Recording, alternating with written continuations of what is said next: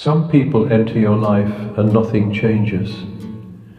Others enter and something inside you quietly weakens.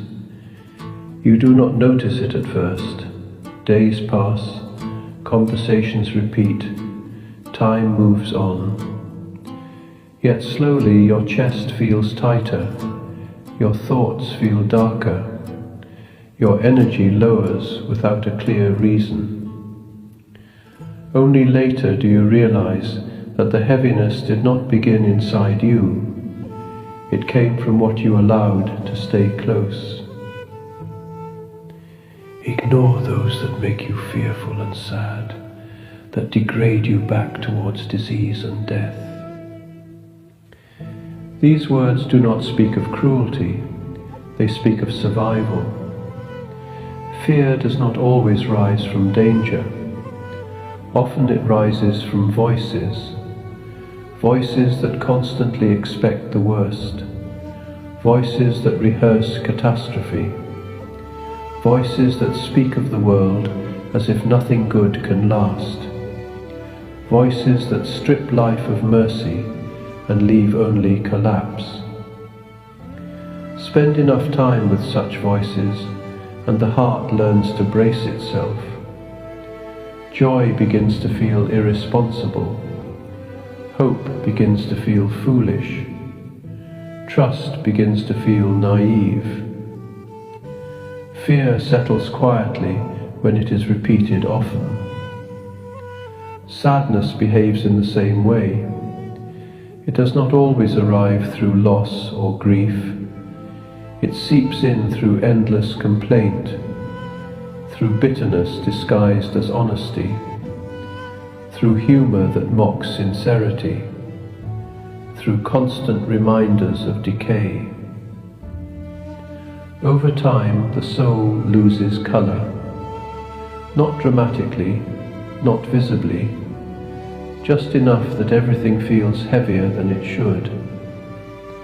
This is how decline begins, not through one great blow, but through slow erosion. The heart is not immune to atmosphere. It absorbs what surrounds it. Words shape inner weather. Presence shapes direction. Repeated exposure reshapes perception. Just as the body grows weak when fed what poisons it slowly, the soul weakens when it remains near what drains it. The illness spoken of here is not physical. It is a loss of vitality, a dulling of awareness, a shrinking of trust. Some people unintentionally carry this weight with them. They may not intend harm. They may even believe they are speaking truth. Yet truth without wisdom does not heal, it exhausts. They speak endlessly of failure, of betrayal, of death without dignity, of suffering without patience. After sitting with them, the heart feels smaller, less capable, less willing to rise. Distance becomes necessary. Ignoring what weakens you is not rejection of people, it is protection of life. Attention feeds what it touches. What you listen to repeatedly becomes part of your inner speech. What you tolerate becomes familiar. What becomes familiar begins to feel normal.